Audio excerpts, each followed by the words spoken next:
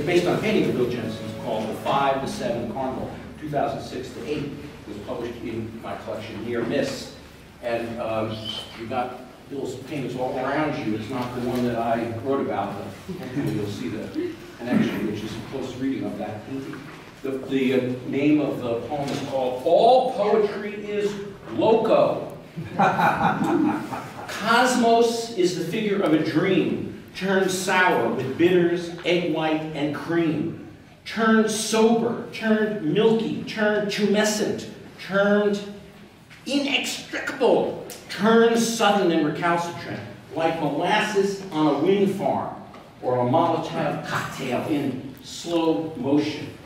We are all mixed up, I mean in, lusting for layers the way a teenager wants to be famous, but just to its friends. Just look at it. The green sun is not a symbol, and it does not dissolve into the opacity of longing, as if depth was tangible, not just a tip of the eye, as if I could live there in the in-between, woven in space and oblivious to time.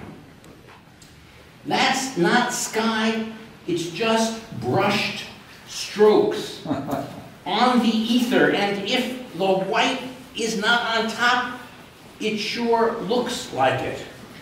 Or is that the underside? I feel safer to be on this side of the canvas, but I bet the joyride begins somewhere in the middle distance, just out of sight. Jet skis of the imaginary. But I know even so, I'd fall off, and when I hit the surface, it would hurt like hell. Or is there only surface? Right. And that's what hurts. That the only depth is make-believe. And when I wake up, it will be nighttime. Wandering boundless and free is what we're doing here today. The painting becomes the river, becomes the clouds, becomes the painting. Saying goodbye. Now you're giving wine to the horse. Why did I ever ask you for directions? You asked me why I asked you? Who's the guide around here anyway? Surely we're not lost. Are we lost? We're lost. Let us never go back. May we never be found.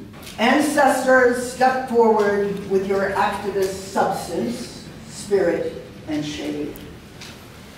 You graze the real world, Jean Cocteau, letter to the Americans.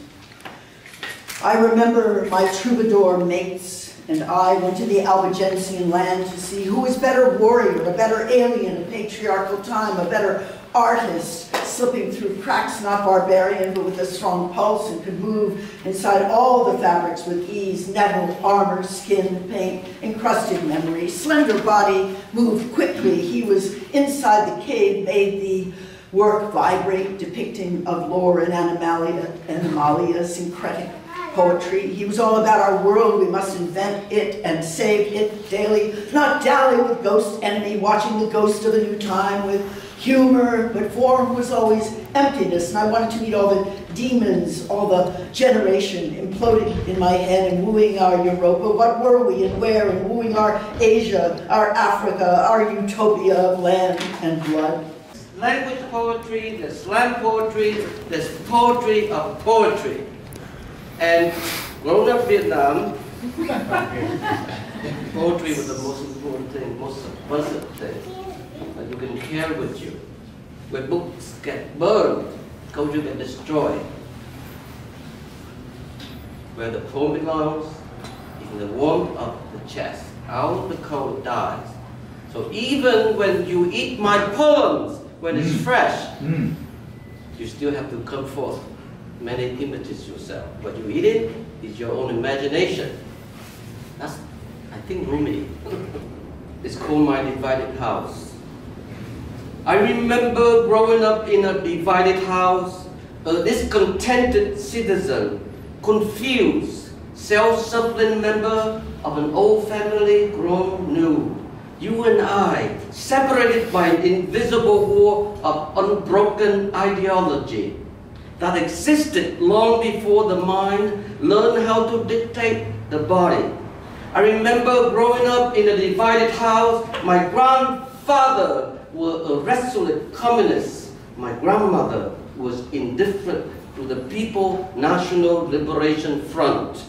They rarely looked at each other's eye at dinner table. I remember the burning sun at dawn on New Year's Day of 1968. How the light was quickly dimmed by an immense flock of helicopters, like swarm of mosquitoes hungry for blood after a long monsoon season in the lowland. I remember it was more awe-inspiring than the opening scene of Apocalypse Now with the end by the doors in the background. More memorable than Operation Linebacker 1 and 2, more picturesque than Operation Rolling Thunder and whatnot.